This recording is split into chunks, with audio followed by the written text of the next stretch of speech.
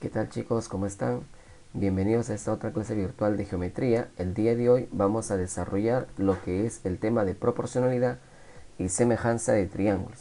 Bueno, para eso vamos a determinar algunos teoremas, como por ejemplo el teorema de Tales.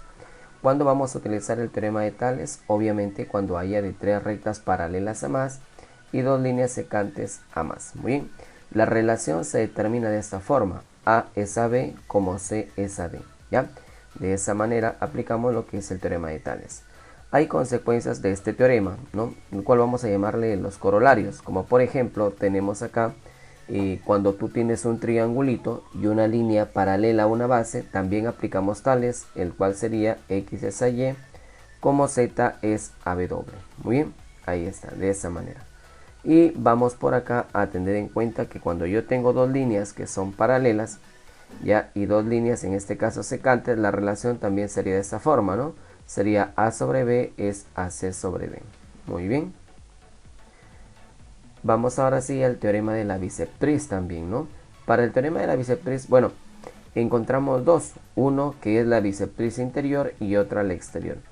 En la bisectriz interior, con respecto al triángulo, relacionamos estos lados. Por ejemplo, C es a M como A es a N. Muy bien.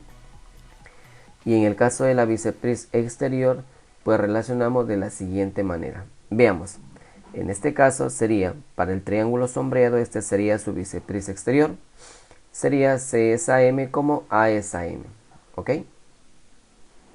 Y bueno, también vamos a tener en cuenta el teorema del incentro. Recordar que el incentro viene a ser la intersección de las bisectrices interiores. ¿Y qué nos determina ese incentro? Bueno, para esa bisectriz, el incentro divide a dicha bisectriz en una relación.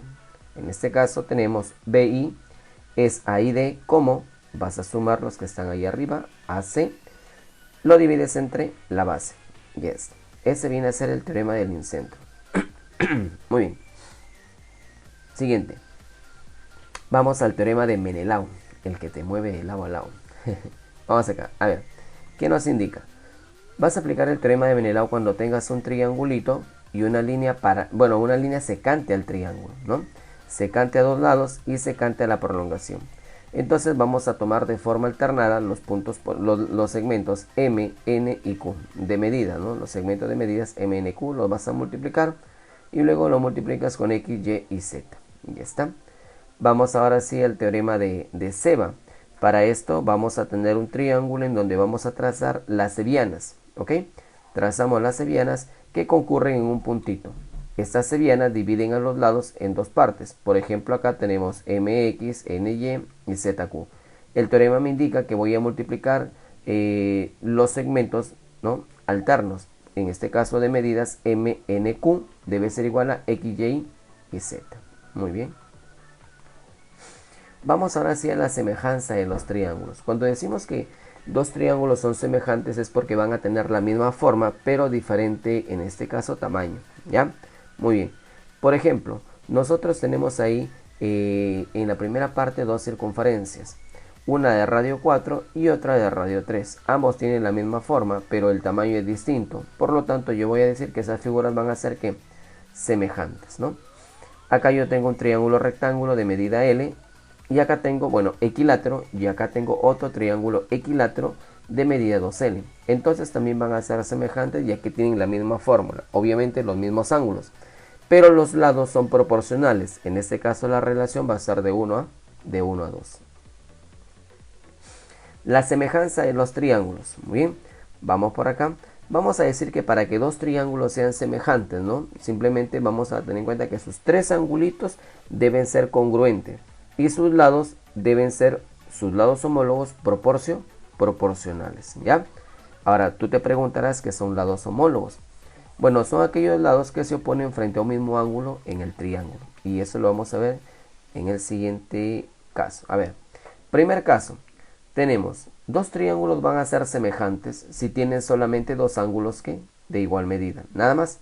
Si dos triángulos tienen dos ángulos de igual medida, entonces voy a decir que son semejantes. Por ejemplo, ahí está bien. Alfa, beta, por lo tanto son semejantes.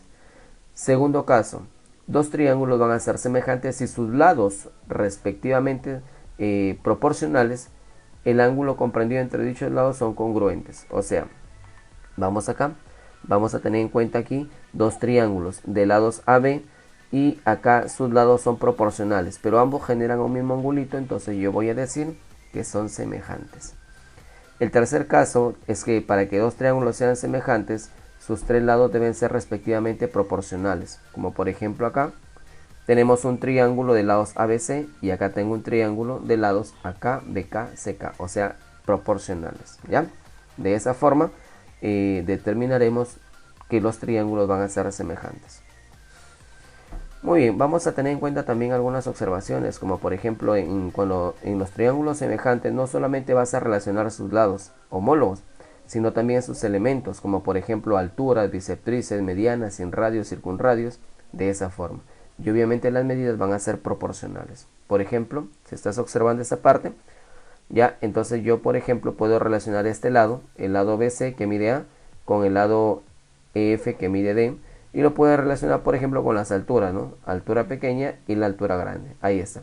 Y todos esos elementos los vas a ir relacionando, ¿ya? Cuando los triángulos sean semejantes. Bueno, ahora hablamos acerca de una cuaterna armónica. Vamos a tener en cuenta que en la cuaterna armónica lo determinaremos de la siguiente manera. Nosotros vamos a tener un segmento, el segmento AB, en donde el P se ubica en entre AB y el Q se ubica en la prolongación de AB. Muy bien. Entonces vamos a decir que los puntos P y Q dividen armónicamente a AB si cumplen esta relación, que AP por BQ es igual a AQ por BP. Si cumple esta relación, entonces vamos a indicar que los puntos APBQ determinan una cuaterna armónica. Podemos hacer lo siguiente, por ejemplo, ahí vas enumerando, AP le llamas 1, a BP le llamas 2 y a BQ le llamas 3 y a todito le vas a llamar 4. Entonces, para que cumpla la cuaterna simplemente debe ser así, que el producto de 1 con 3 debe ser igual al producto de 2 con todo que vale 4. ¿Ya? De esa forma, ¿no? Esas posiciones. Muy bien, repito. La posición 1 por la posición 3 debe ser igual a la posición 2 por la posición 4. Y ya está.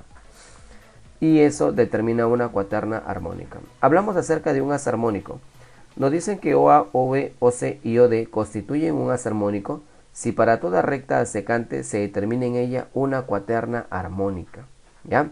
Entonces, si eso se cumple, entonces vas a decir que van a formar un haz armónico, ¿ya? Por ejemplo, miren, yo tengo acá los rayos OA, OB, OC y OD. Si yo paso una recta secante y estos puntitos que observas acá determinan una cuaterna armónica, entonces yo voy a decir que estos rayos constituyen un haz armónico, ¿ya? Muy bien. Para ello vamos a encontrar algunos teoremas, como por ejemplo, si tú tienes el triángulo ABC y trazas una bisectriz interior y una bisectriz exterior, ¿ya? Entonces, ¿qué es lo que me va a indicar el teorema? Que los puntos A, M, C y N constituyen una cuaterna armónica, ¿no? El cual lo podemos también reemplazar de esta forma, como un cociente también, ¿no? Ya está, lo puedes reemplazar como un cociente. Y está, AM sobre MC es igual a AN sobre CN. Vamos ahora a algunos teoremas adicionales. En estos teoremas que te voy a brindar, ¿sí? Si tú los observas en un ejercicio, entonces ya de frente vas a decir que los elementos que voy a configurar por acá van a determinar una cuaterna armónica. Por ejemplo, ahí ve. Si tú observas este tipo de ejercicio o este tipo de gráfico, por ejemplo, ya, entonces vamos a decir que el punto A, H, B y C constituyen una cuaterna armónica. Quiere decir que AH por BC debe ser igual a HB por AC, ¿ya? Siguiente. En esta parte también tenemos cuando hay un cuadrado, ¿no? Está inscrito en una circunferencia. Al tomar un punto en la circunferencia y trazar cuerdas hacia los vértices del cuadrado, entonces estos determinan sobre BC, en este caso, ¿no? Unos puntos Q y R. Entonces me van a decir que B, Q, R y C determinan una cuaterna armónica. ¿Qué significa eso? Significa que BQ por RC es igual a QR por BC, ¿ya? 3. En esa parte 3 también, si yo observo este gráfico así como está, entonces voy a decir que A, H, B y C determinan una cuaterna armónica. 4. En la parte 4, por ejemplo, si tú observas el gráfico, podemos notar dos teoremas, ¿no?, que hemos visto hace un momento. Como por ejemplo, yo tengo el triángulo ABC y tengo la línea secante que es PR, ¿cierto? Secante a dos triángulos y a la prolongación. Ahí, por ejemplo, utilizaríamos el teorema de Tales. El teorema de Menelau. Muy bien. Y si tú observas el triángulo ABC, por ejemplo, al trazar tú, en este caso, las sevianas que concurren en ese punto, determinamos ahí un teorema que es el de Ceva. O sea que en ese problema utilizo el teorema de Ceva y de Menelau. ¿Ya? Entonces, cuando tú observes ese gráfico, tú vas a indicar lo siguiente: que los elementos que están en la base, por ejemplo A, T, C y R, constituyen una cuaterna armónica. Para ese tipo de gráficos, como observas ahí, ya vas a aplicar eso. Que es importante, sí, que por ejemplo tú en casita trates de demostrar esa relación que te estaba indicando. ¿Ya? Muy bien. Siguiente, también acá, cuando tienes una circunferencia escrita en un cuadrado, por ejemplo ahí, y prolongas el lado BC, el lado AB, y por ahí pasa una línea tangente a la circunferencia, entonces vamos a decir que los puntos P, Q, R y S determinan también una cuaterna armónica. Vamos a adicionarte también algunas propiedades, como por ejemplo, ¿no?, la que observas acá. Esto viene a ser, por ejemplo, acá tengo alfa y acá tengo alfa, ¿no? Son las antiparalelas. Entonces, ¿qué nos indica esta propiedad? Ya pues que el alfa en el triángulo grande está mirando a X, así que tomas su cuadrado. En el chiquito, alfa está mirando a y lo multiplicas con la base, ¿no? Sería X cuadrado es igual a por B. ¿Ok? Siguiente. Acá también, por ejemplo, notamos dos triángulos rectángulos que tienen un cateto en común, donde de la intersección se baja una perpendicular, ¿correcto ahí? En cual esta perpendicular con las otras dos que ves por acá son paralelas. Bueno, para ese tipo de gráfico, si quiero calcular la distancia, en este caso la que está, la distancia central, simplemente sería un cociente en donde en el numerador sería el producto de los extremos y en el denominador la suma de los mismos, ¿ya? Muy bien. Siguiente. También, por ejemplo, acá yo tengo un trapecio rectángulo en donde cuando las diagonales se trazan de forma perpendicular, yo voy a decir que la altura al cuadrado es igual al producto de las bases. Muy bien, siguiente. Acá notamos que tenemos un triángulo tenemos la base y la altura y vamos a inscribir un cuadrado. Entonces acá el objetivo es calcular el lado del cuadrado. ¿Cómo calculo el lado del cuadrado? Fácil, también es un cociente en donde en el numerador estaría el producto de la base con la altura y en el denominador la suma de los mismos. También acá cuando tenemos un cuadrado, supongamos del lado L, inscrito en un rombo y las diagonales son de mayor y de menor, entonces voy a decir que el lado del cuadrado se calcula también como un cociente, donde en el numerador estaría el producto de las diagonales y en el denominador sería la suma de las mismas. También tenemos otra, por ejemplo acá cuando el triángulo está inscrito en una circunferencia, conocemos el lado C, el lado BC que mide A, y tenemos una altura ahí, ¿no? Y obviamente con el radio la propiedad me indica que el producto de A con C es igual a ¿qué? A 2 veces el circunradio por la altura. Ya está. Esta también es importante. Tenemos acá, por ejemplo, un trapecio en donde voy a trazar EF paralelo, en este caso, a las bases. Y quiero calcular la medida de ese segmento, EF. Pero para eso, al costadito, yo tengo ya que el punto E divide a ese lado en una relación de MN. ¿Cómo se calcula el X? Facilito. Simplemente vas a decir que va a haber un cociente en donde tú vas a multiplicar los elementos de la base justamente con estos lados que están acá. De forma alternada hacemos A por N es igual a B por M. Ya, y lo divides entre la suma, en este caso, de los elementos que se determinan en este lado no paralelo. Ya está, de esa manera. Muy bien, ahora sí, jóvenes, vamos a este teoremita. Por ejemplo, acá tenemos un triangulito en donde acá hemos trazado una bisectriz y queremos calcular el valor de la bisectriz ya que tenemos el A y el B. Bueno, para este tipo de teorema, ¿no? Ya es una forma general esto, obviamente es una forma general. Aquí calculamos la bisectriz de la siguiente manera. Sería un cociente donde sería el doble de A por B sobre A más B por el coseno del ángulo. ¿Bien? ¿Y qué pasaría si tengo una bisectriz exterior? ¿Cómo calculo? En este caso, el valor de la biceptriz. ¿Ya? Entonces, ¿qué es lo que va a pasar? Fácil, x es igual a 2 veces AB sobre A menos B por el coseno del ángulo. ¿Ya? Muy bien. Bueno, vamos ahora en este momento, ya teniendo en cuenta bien la parte teórica, vamos ahora sí a los ejercicios de aplicación. Veamos, jóvenes. Primer problema. Nos indica, en un triángulo ABC, si la medida del ángulo B es 120, AB vale 5 y BC vale 15, se traza la biceptriz BE. Hallar la longitud de BE. Veamos, solución. Para eso tenemos el triángulo ABC. El ángulo B vale 120 grados. Muy bien, AB vale 5, BC vale 15 y nos piden calcular la biceptriz. Ya está. Y por ser una biceptriz pues sería 60 y 60, ¿no? Muy bien, vamos ahí. Te das cuenta que ese ejercicio es la aplicación de un teorema que estaba en la diapositiva anterior. Entonces ese teorema sería el que te estoy mostrando, miren.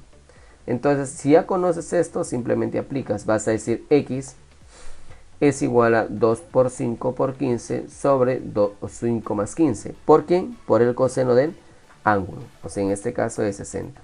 Y con eso ya obtienes la respuesta que sería 15 cuartos. Ajá. Así de sencilla la aplicación. Problema 2. En un triángulo ABC se traza la biceptriz CF y luego por F una paralela a AC, de modo que intersecta ABC en Q. Si BC vale 5 y AC vale 6, entonces la magnitud de BQ es... Vamos por acá.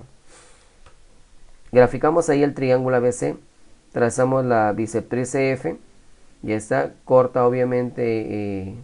ya, y luego vamos a trazar de F una paralela a AC, de esta manera, que corta a BC en el punto Q. Me indica que BC obviamente es 5, ¿no? Ya está, BC es 5, recuerda acá este dato, FQ es paralelo a AC, es lo que nos está indicando. Entonces tenemos que BC vale 5, AC vale 6 y me piden la magnitud de ¿qué? De BQ, nada más. ¿Qué hacemos? A ver, en primer lugar sabemos que estas líneas son paralelas, ¿muy bien? Entonces al ser paralelas yo puedo mover este alfa por acá también, se puede, ¿no es cierto? Ahí está. Además también yo sé que si todo vale 5 y yo sé que esto vale x, esto va a ser 5 menos x. Ahí está, movemos el alfita y quedaría de esa manera. Te das cuenta que el triángulo FQC sería isósceles, así que si frente a alfita está 5 menos x, frente a alfa también debe estar 5 menos x. Muy bien, ya está. Entonces vamos por acá y colocamos esto. Chicos, recordar lo siguiente. Cuando tienes un triángulo con una paralela se tiene que el triángulo MBN con el triángulo ABC son semejantes. Bien, entonces este triángulo que es sombreado con el triángulo total entonces serían semejantes. Al ser semejantes, chicos, entonces esto implica que la relación sería x es a 5 menos x como 5 es a 6. Y está. Quedaría de esa forma. Entonces x es igual, desarrollando, 25 sobre 11. Muy bien. Problema número 3.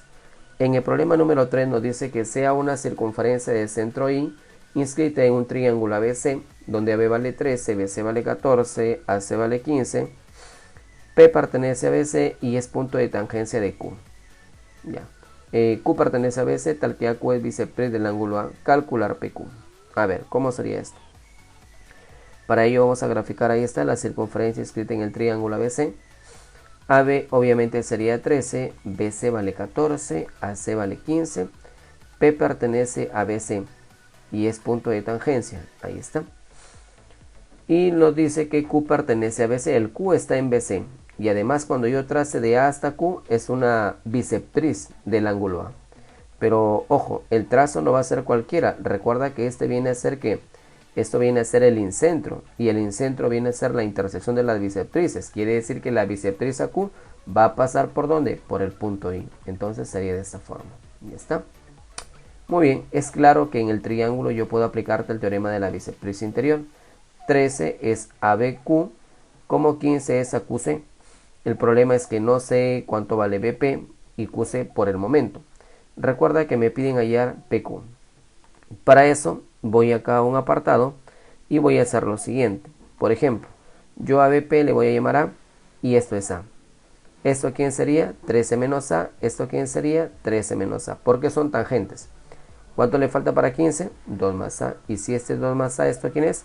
2 más A. Conclusión, tenemos que A más 2 más A es 14, por lo tanto A vale 6. Entonces yo ya sé que esto vale 6. Ya está. Entonces, ¿qué hacemos? Como todo es 14 y yo ya tengo que BQ es 6 más X, entonces esto sería 8 menos X. Entonces ahí encantadísimo de aplicar el teorema de la bíceps interior. Muy bien.